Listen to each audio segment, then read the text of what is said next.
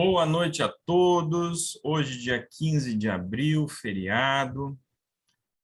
Vamos estudar o 10º capítulo do livro 1844.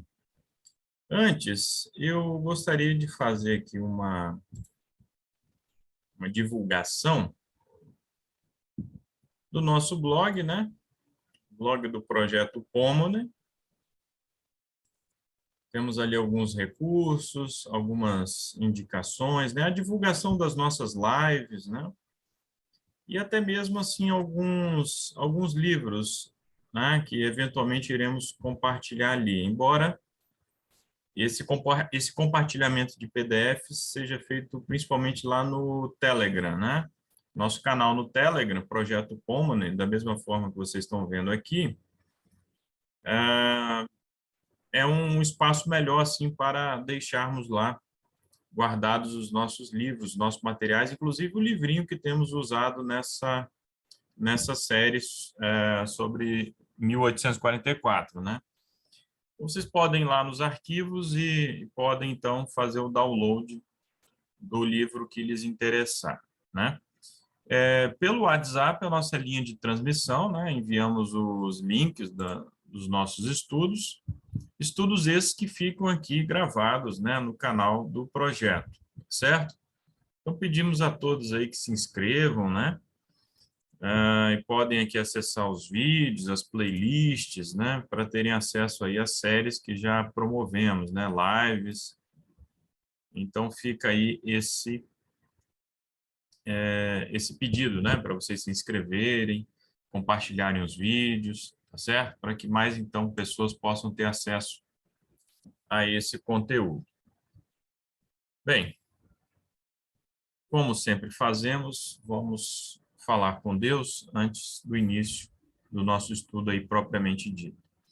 Senhor nosso Deus, bondoso Pai, graças te damos, Senhor, pelo dom da vida. Graças, ó Pai, te damos porque o Senhor enviou o teu Filho Jesus para morrer por cada um de nós. Hoje, enquanto muitos pensam em chocolate, em ovos de Páscoa, as nossas mentes, nossos corações estão ligados a Ti. Ó Pai, que o teu Santo Espírito nos ilumine na recapitulação de hoje. Abençoe grandemente também aqueles que irão assistir depois a gravação desse estudo no YouTube. Em nome de Jesus. Amém.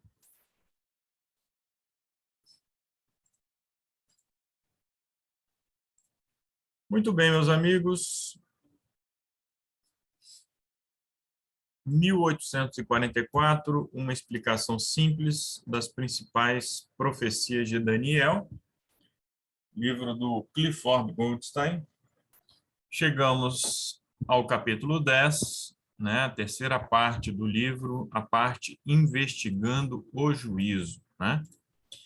Eu, inclusive, havia falado lá pela nossa linha de transmissão que aqueles que não leram o livro, né, poderiam perfeitamente ler o capítulo 10 e poderão também ler o capítulo 11 e irão compreender a mensagem desses capítulos, né? É quase assim um livrinho à parte, né? Porque aquela parte mais técnica, né, das profecias, dos símbolos, do significado ali de cada coisa, isso já terminou, né? E agora vamos fazer uma reflexão assim sobre o significado do juízo, né? Do juízo investigativo. É isso que se propõe esse capítulo 10 e também o capítulo 11. Bem, nós começamos aí com esse texto de Isaías 14, verso 12. Como caíste do céu, ó Lúcifer, filho da manhã, tu que foste derrubado ao chão, que enfraquece as nações. Muito bem, meus amigos. Quando nós falamos da importância do juízo, né, precisamos entender o contexto maior do grande conflito, certo? O juízo faz parte desse grande conflito entre o bem e o mal, entre Deus e Satanás, né?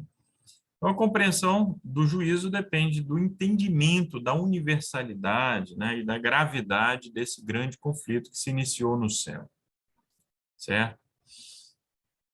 Isso não está claro para todas as pessoas, né? Por incrível que pareça, muitas vezes até pessoas cristãs não entendem perfeitamente esse grande conflito, né? E por falar nisso, eu gostaria de aproveitar e sugerir a você que está assistindo ao vídeo no YouTube e também eventualmente alguém que está aqui na live, né? A série A Grande Controvérsia no nosso canal, né? É um estudo do livro O Grande Conflito, né? Temos ali capítulo a capítulo. É um livro que você encontra também facilmente para baixar na internet, pode ler online, aplicativo, no celular. E se você não conhece essa mensagem, não é batizado, pode nos mandar um e-mail, temos a descrição aqui no vídeo, e iremos enviar para você com prazer o livro físico, né? Caso você tenha dificuldade, então, de ler o livro na tela, né? Do seu computador, do seu celular. Muito bem. Professor, Oi.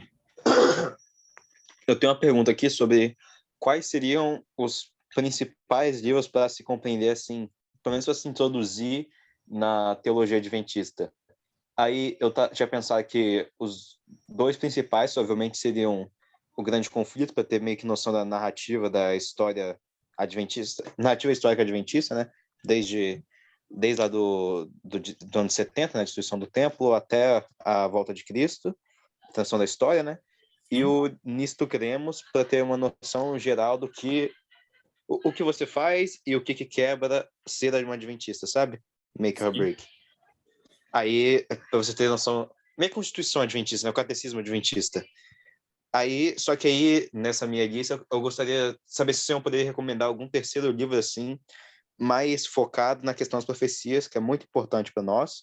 Só que, tipo, por exemplo, esse livro que a gente está lendo, 1854, ele é muito raso, né? 100 páginas é muito pouco para... É, 80 na versão que o senhor me deu. É sim. muito pouca coisa para você ter noção geral. Sem falar que fala o quê? 2, 3 capítulos de Daniel. Ainda É. tem o capítulo 11 e 12 que ele não fala nada. E o livro de Apocalipse inteiro para a gente ter um estudo. Aí teria algum, assim, maior, mais denso, que explicaria Tem tudo? sim. Tem sim, o Henrique. Eu indico muito esse livrinho aqui, ó. Segredos de Daniel, tá? Do Jacques Docan. O mesmo autor da lição da Escola Sabatina deste segundo trimestre de 2022, né? A lição sobre o Gênesis. Esse autor é de origem judaica, assim como o Clifford Goldstein, também um judeu, né, de origem. E ele explica aqui de forma muito interessante, assim, né? Ele vai nas minúcias do idioma hebraico, né? Mostra ali a estrutura de cada capítulo, né? Os quiasmas, né? Como vocês estão vendo aqui.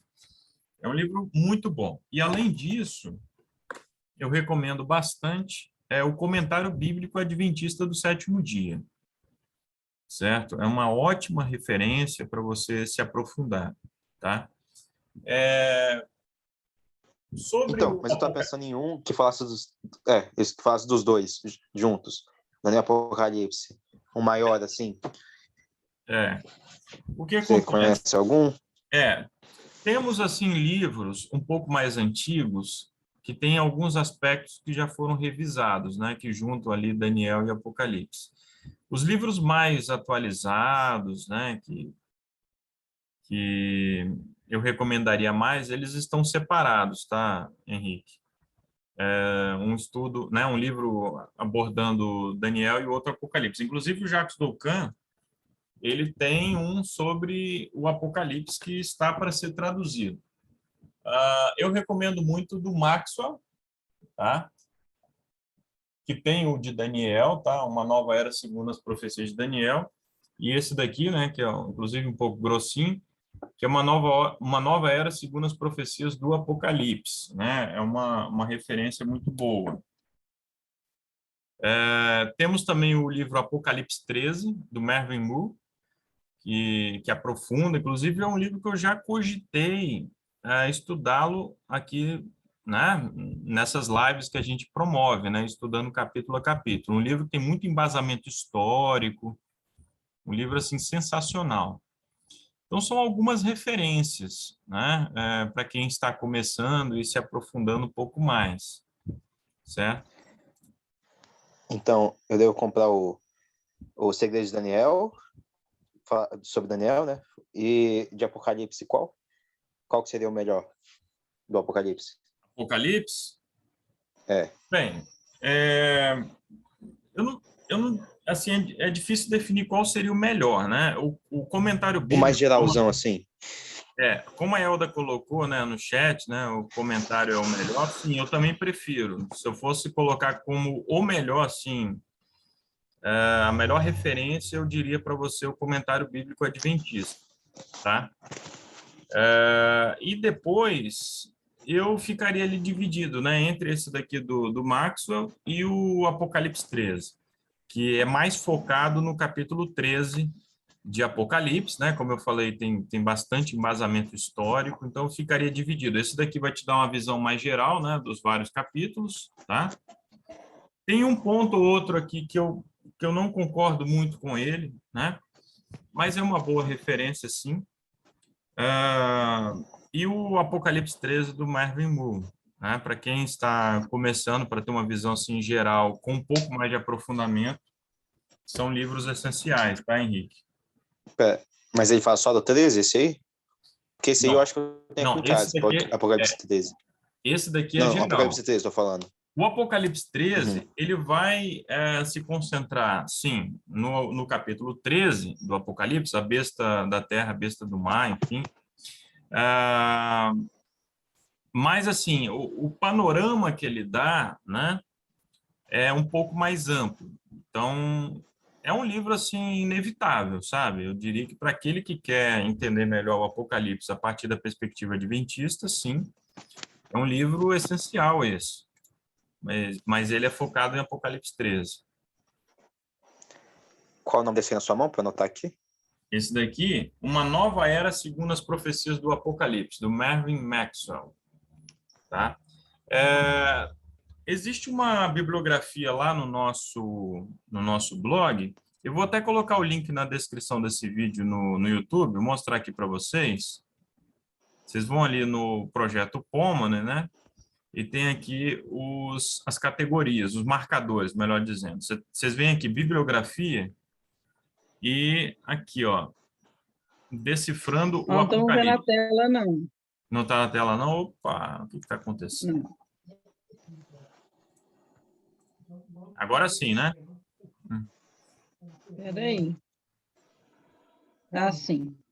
Ok. O que que acontece? Henrique e o pessoal aí. Houve uma live no canal do Michelson Borges, com vários pastores ali, inclusive o pastor Sérgio Monteiro participou, o mesmo que esteve conosco aqui numa live, e eu fui anotando as referências bibliográficas, né? Inclusive alguns livros aqui que eu não li ainda, que eu não conheço. Bem, aí foram 8 livros ao todo que eles indicaram, né, para quem quer entender melhor o Apocalipse, né? Tá aqui o trecho da live, né? Do qual a questão coloquei ali e aqui a relação completa, né? Aí vocês têm o Apocalipse 13 que eu estava indicando, né? O livro do Maxwell está aqui logo no topo, Uma Nova Era segundo as Profecias do Apocalipse. São livros assim imperdíveis, né? E tem alguns outros aqui, inclusive de autores que nem são adventistas, né? Esse livro aqui é da Paulus, né? O livro do Ranko Stefanovic, né? Que foi autor da lição da Escola Sabatina em um tempo atrás também. Enfim, são alguns livros aí indicados, tá?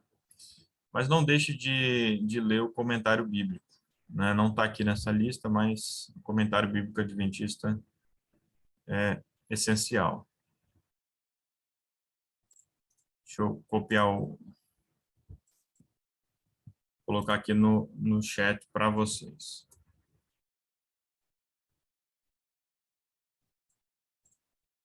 Muito bem. Edilson, seja bem-vindo, né? Isso aí, vamos seguindo. Muito obrigado aí, viu, Henrique, pela O sua... Rafael, esse comentário bíblico, ele é o quê? Ele comenta a Bíblia toda ou só Toda a Bíblia. O toda a volume, Bíblia é por capítulo ou por versículo? versículo. Assim, Por versículo. na realidade, para eu ser mais preciso, é um comentário capítulo a capítulo, porque nem todos os versículos são comentados, né? Tem alguns versículos que não tem ali o que comentar, né? Mas ele é bem completo.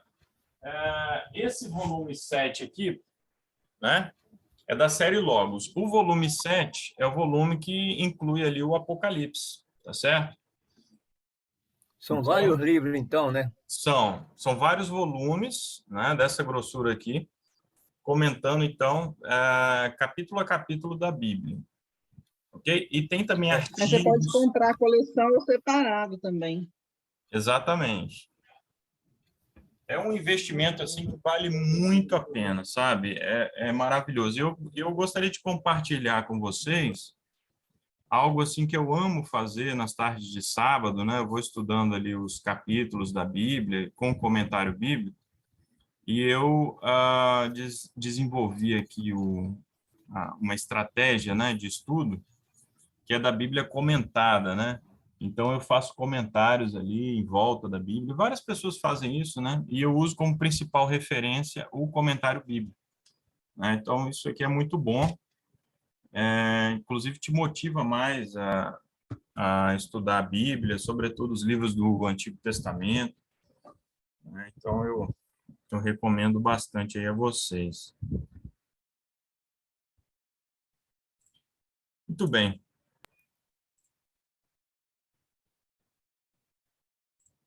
Vamos seguindo. Vocês estão vendo o slide, certo? Sim. Ok. Então, nós sabemos que o pecado começou no céu, né? A guerra de Lúcifer começou no céu. O inimigo ali, então, foi atraindo anjos e anjos, né, para o seu lado. Sabe que quase a metade dos anjos, né? Quase a metade dos anjos se uniram a Lúcifer na rebelião, né? O Espírito de Profecia que esclarece isso. A Bíblia muitas vezes usa o termo um terço como algo mais ou menos simbólico, né? Apocalipse é muito comum essa expressão. E o Espírito de Profecia, então, fala que foi quase a metade, né? Então, foi uma grande rebelião. E o inimigo, como nós temos estudado na lição da Escola Sabatina, conseguiu, então, de forma sutil, introduzir o pecado aqui na Terra, né? Enganou ali a Eva, enfim, e assim o pecado entrou no nosso mundo, né? Bem, lá em Apocalipse 12:12, nós lemos lá: ai dos que habitam a terra e o mar, porque o diabo desceu até vós com grande ira, porque ele sabe que tem pouco tempo. Então, à medida que o grande conflito for chegando ao fim, as tentações de Satanás, a sua perseguição ao povo de Deus vão se intensificar, né? Vão se tornar cada vez mais terríveis, certo? Ellen White fala muito dos enganos do espiritismo, né? No tempo do fim, nova era, manifestações satânicas, que nós já temos visto, mas que vão se intensificar até o supremo engano, que é a personificação de Cristo por Satanás, né? Satanás vai se fazer passar por Cristo, vai ali simular, né? Vai fazer uma paródia ali da volta de Cristo, vai andar no meio da terra, vai operar milagres, vai fazer curas e vai levar muitas pessoas ao engano, se possível, os próprios escolhidos, né? Então, são tempos solenes esses que nós temos diante de nós, né? E o universo tem muitas perguntas acerca do pecado, do grande conflito e da lei de Deus. E fica a pergunta, né? Será que todas as questões ali, as dúvidas, os questionamentos foram respondidos na cruz, né? Hoje, sexta-feira, dia 15 de abril, nós estamos lembrando aí o sacrifício de Jesus, né? No ano 31 depois de Cristo. Será que todas as dúvidas que pairavam ali sobre o universo, né, foram respondidas no momento da morte de Jesus, né? O que vocês acham? O que vocês podem dizer sobre isso, hein? Eu acho que nem todas, né? Ele falou para Pedro ou Daniel que certas coisas ficavam para o futuro, né? É uma boa lembrança essa, né? O livrinho, né? Uma referência à parte final do livro de Daniel estaria selado até o tempo do fim. Ou seja, então algumas questões relativas ao grande conflito, naturalmente, não foram respondidas ali na cruz. A cruz foi um momento marcante, sem dúvida, né? Ali o caráter de Satanás foi revelado assim de uma forma bem clara, né? A crueldade, a sua malignidade, né? Ficaram bem evidentes ali. Porém, nem todas as dúvidas foram sanadas naquele momento ali, certo? Olha só, Efésios 3:10, o que diz ali? Para que agora os principados e potestades nos lugares celestiais possam conhecer, pela igreja, a multiforme sabedoria de Deus, segundo o eterno propósito que fez em Cristo Jesus, nosso Senhor. Ou seja, vocês entenderam? Para que os principados e potestades nos lugares celestiais, nós estamos falando aí dos anjos, dos seres não caídos, né? Para que eles possam conhecer pela igreja a sabedoria de Deus, ou seja, a igreja foi instituída após a morte de Cristo, certo? Os discípulos ali lideraram a organização dessa igreja após a morte e ressurreição de Cristo. E ela serviria a esse propósito ali, de revelar o caráter de Deus aos homens, certo? Olha, lembrando que esse texto de Efésios foi escrito anos após a morte de Jesus, né, a crucifixão de Jesus, e mostra que nem tudo que os principados e potestades nos lugares celestiais precisavam saber sobre a sabedoria de Deus foi-lhes revelado no Calvário. Ou seja, certas coisas ainda precisariam ser reveladas, certo? Bem, Deus iria revelar mais dessa sabedoria pela igreja, né? Deus escolheu assim, né? Ele poderia ter encontrado ali meios de revelar tudo realmente no Calvário, mas não. Certas questões seriam reveladas ali pela igreja, né? E aqui nós temos uma ilustração referente à igreja primitiva, né? Eles se reuniam ali nas catacumbas, em lugares escondidos, né? Devido à perseguição no Império Romano. E dali para frente, a história da igreja é uma história de perseguição, né? Vivemos num país onde há liberdade religiosa, mas hoje essa não é a realidade de 360 milhões de cristãos, segundo a Portas Abertas, né? A organização Portas Abertas. Então, essa igreja aí continua revelando aí a sabedoria de Deus, né? O plano de Deus para revelar sua sabedoria ao universo, através de sua igreja, também faz parte de seu eterno propósito, né? Então, quando testemunhamos, quando pregamos o evangelho, quando ali demonstramos ter realmente o fruto do Espírito, nós estamos ali cumprindo esse plano de Deus, né?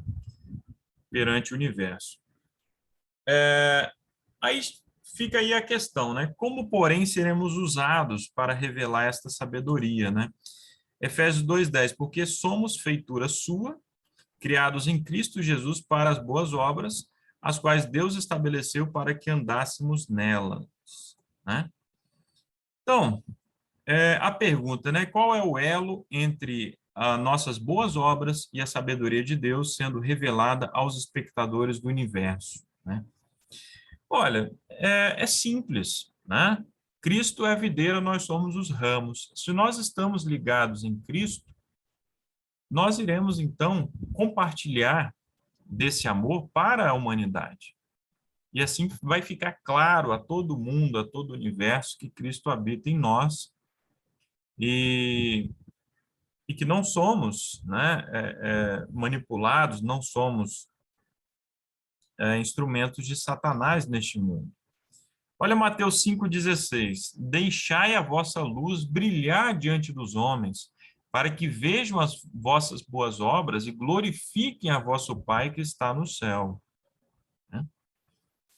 Então, nós sabemos que essa luz precisa brilhar, né? O cristão precisa fazer a diferença no mundo. Né? O mundo inteiro precisa ver que nós estamos comprometidos pelo nosso próximo, né? Com a sua salvação, seu bem-estar. Isso é que nós vemos em Mateus 5,16. Lá no livro de Gênesis, né, nós temos a primeira promessa evangélica, né? Nós sabemos muito bem que, após o pecado, né, então foi prometida ali a mulher, né, que dela, né, viria um descendente que iria esmagar a cabeça da serpente. A serpente iria ferir o calcanhar, né, uma referência à morte de Cristo, porém Cristo esmagou a cabeça da serpente. O diabo, ele é um inimigo derrotado, né? É por isso que ele é furioso, ele está furioso, inclusive, né? Porque ele sabe que pouco tempo lhe resta. E Paulo escreveu: e o Deus de paz esmagará em breve a Satanás debaixo de vossos pés. Quando ele fala vossos pés, ele está se referindo a quem?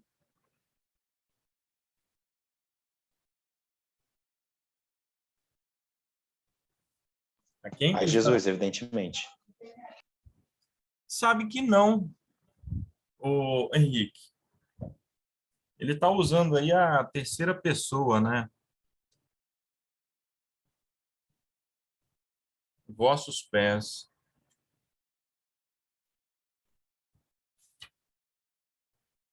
Não é interessante isso?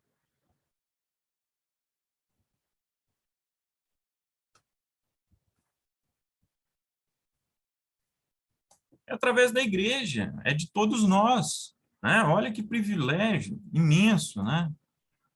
Agora a pergunta, como que nós, né, pecadores, como... Volta o slide de rapidão, professor. Oi? Por favor. Volta o slide, por favor. Aí. Romanos. Valeu, pode. Só queria ler o texto aí. Tá certo. Romanos 16, 20. Né? Algo realmente maravilhoso, né?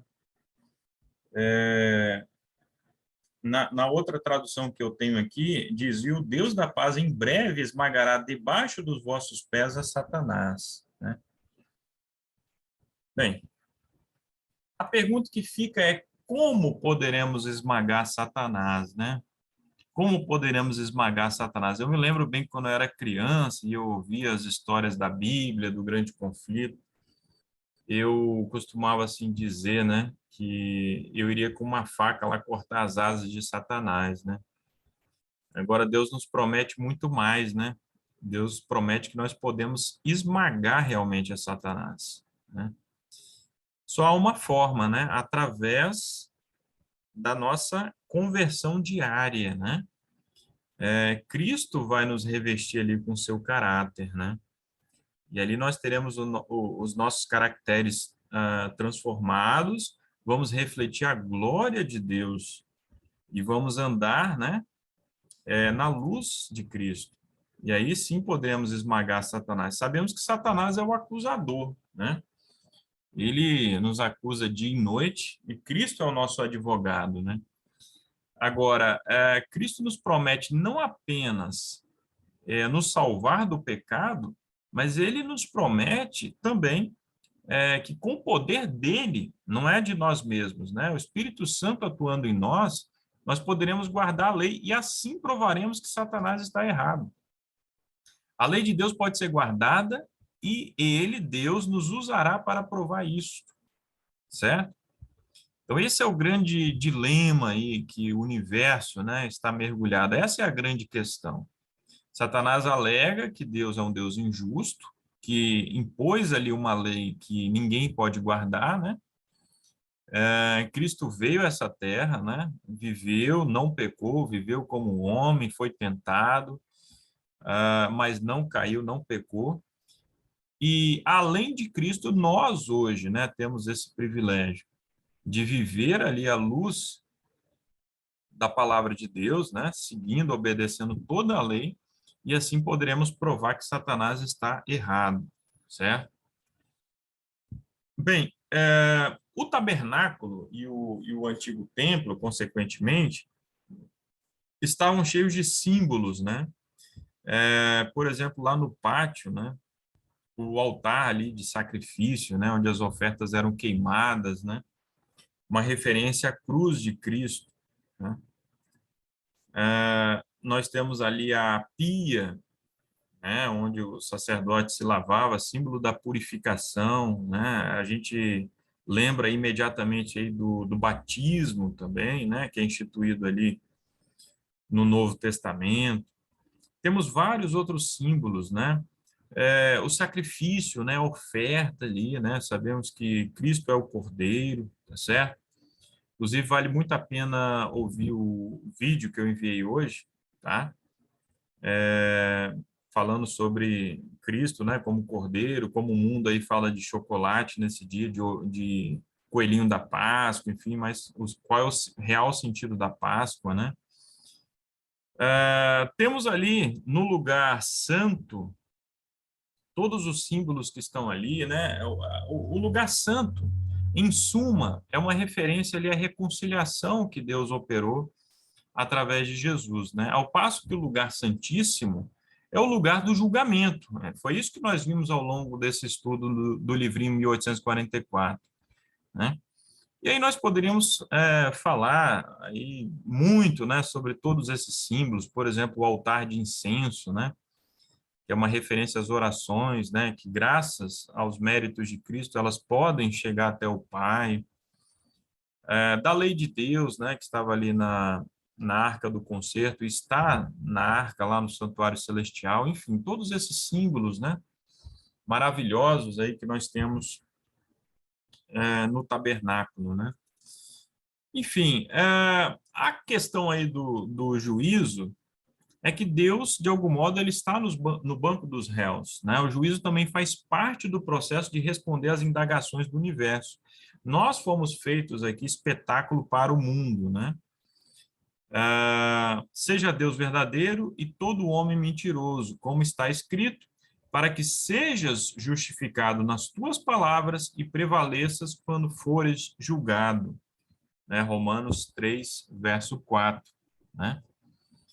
Então, o juízo faz parte, então, desse processo ali de evidenciar, né, o caráter de Deus, eliminar qualquer dúvida, qualquer questionamento que possa existir sobre o caráter do nosso Deus.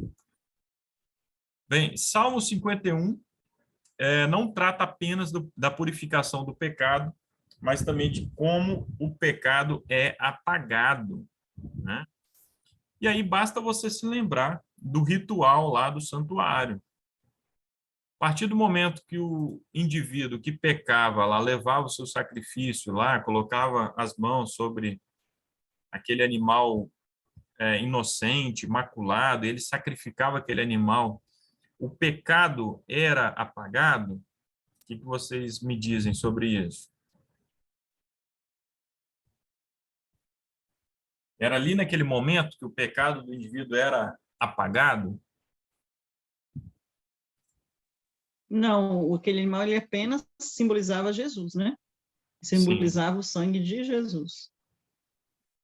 sim. Olha, o pecador, né, que ia lá e realizava esse ritual, bem, ele era perdoado naquele momento, mas o pecado não era apagado.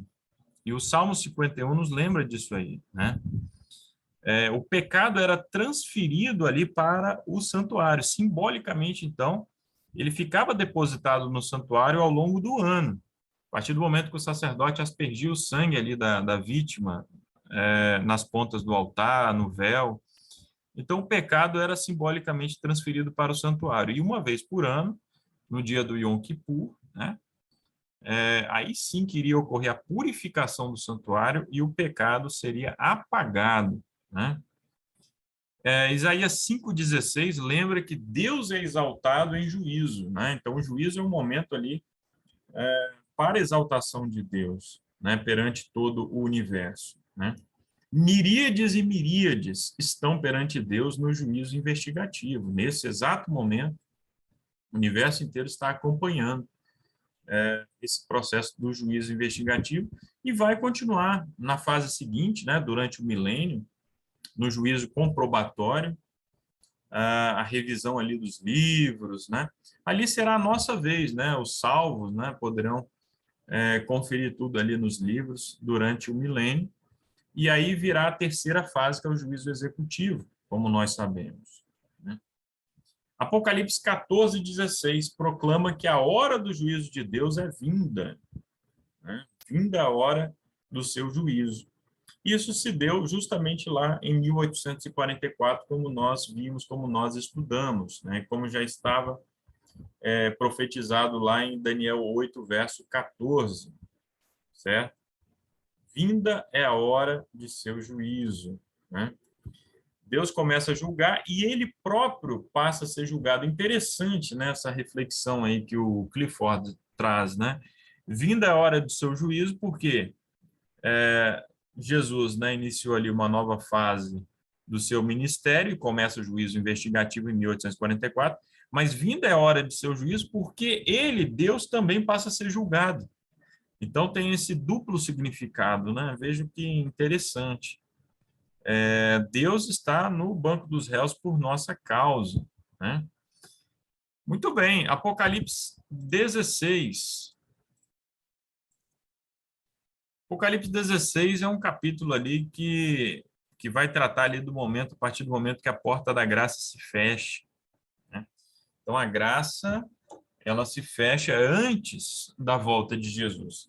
Assim como também, né, vamos pensar aí no caso do dilúvio, né, que um pouco antes da chuva cair, a porta lá estava fechada. O anjo fechou a porta, de modo que Noé não poderia abrir a partir daquele momento para mais ninguém entrar, né? Ali o destino de todos já estava selado, certo? Então, um pouco antes da vinda de Cristo, a porta da graça vai se fechar.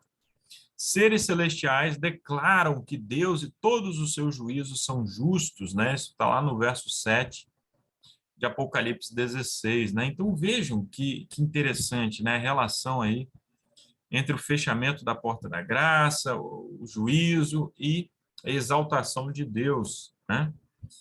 Como eles sabem disso, eles testemunharam a cena do julgamento, né? Isso a gente pode conferir lá em Apocalipse 16, verso 5. Então não vai ficar nenhuma dúvida sobre o quão justo Deus é, o quão maligno Satanás é, e a besta, né, o falso profeta e os seus adoradores, os seus seguidores, a culpa de todos, então, ficará de forma muito clara ali, né? Durante a fase do juízo investigativo, não vai restar nenhuma dúvida, todos os seres celestiais vão entender perfeitamente isso, né? Nem tudo que o universo precisava saber sobre a multiforme sabedoria de Deus foi compreendido no Calvário, né? Deus lhe daria mais evidências, né? Então, ao longo aí do desenrolar do conflito, né, Deus foi suportando Satanás longamente, né? Se Deus tivesse eliminado Satanás lá no céu, na rebelião no céu, ou pouco depois dele ter vindo aqui para a Terra, provavelmente os seres celestiais, os anjos, iriam obedecer com medo, né? Um certo medo. Porém, não foi isso que aconteceu, né? Graças a Deus portanto, o desenrolar do grande conflito só tem mostrado mais quem Satanás é e quem Jesus é e o valor da sua igreja também, né? Essa igreja militante que um dia, né, será uma igreja triunfante, né? Assim nós esperamos, assim nós aguardamos. Então, essa mensagem aí da vitória sobre o pecado, né? De como deveremos comparecer perante o nosso Deus, né? Muito em breve, quando não existir mais intercessor, quando Cristo concluir o seu ministério lá no santuário, tudo isso fica muito evidente, né? Estudando então esses textos, estudando Daniel, Apocalipse, que Deus possa nos dar forças, né, para resistirmos a todas as provas, que possamos, com a graça de Cristo, né, vencer o pecado, banir o pecado de nossas vidas, para que sejamos achados em condições, né, de recebermos ali o noivo, né, como a igreja. Precisamos estar com azeite, precisamos estar prontos, né, no momento que for chamado ali, né, o noivo, enfim. Sabemos que a igreja está sonolenta, isso não é o problema, né? Como na parábola lá das virgens, o problema realmente é estar sem o azeite, né? Sem o Espírito Santo em nossas vidas, sem o preparo, isso realmente poderá nos levar a ficarmos de fora, né? Muito bem. Eu gostaria de aproveitar e reforçar a importância de vocês lerem, quem ainda não leu, obviamente, o livrinho missionário deste ano, certo? O meu ficou, inclusive, para lá, né? Não tá... só um instantinho. Está aqui, sim. Por exemplo, o último convite, né? No finalzinho do livro, o Clifford Goldstein, o mesmo autor, né? Do livrinho 1844, ele reforça essa mensagem aí da vitória sobre o pecado.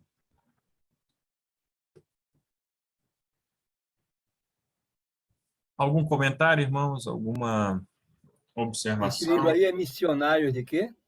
É o livrinho missionário, o livrinho que foi distribuído este ano, o último convite, né?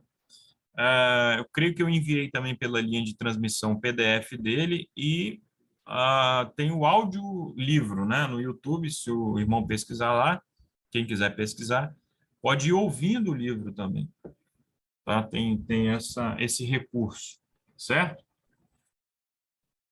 O último convite, um livrinho muito bom, né? Excelente para o evangelismo, para quem está tendo ali um primeiro contato com a última verdade presente.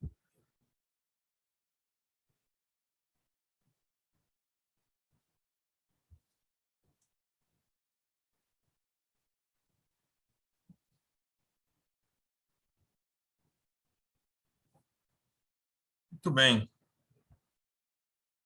Exato, foi distribuído no sábado passado, esse livrinho. Muito bem, meus irmãos, não havendo mais nenhum comentário, né? Vamos encerrar a palavra de oração. Vou pedir a Elda, então, para orar. Bem, Elda? Então, vamos orar. Santo e maravilhoso Deus, amado Pai, gratos somos ao Senhor por mais esse dia, por mais esse sábado e também por esse estudo que acabamos de fazer. Que esse estudo fique gravado em nossos corações, que o seu Santo Espírito nos abra o nosso intelecto, para que nós possamos a cada dia aprendermos mais e termos mais sabedoria ao estudarmos a Tua palavra. Santifica-nos, Senhor, na Tua palavra. Perdoa, Senhor, os nossos pecados, fica conosco durante o restante desta noite, em nome de Jesus. Amém. Amém.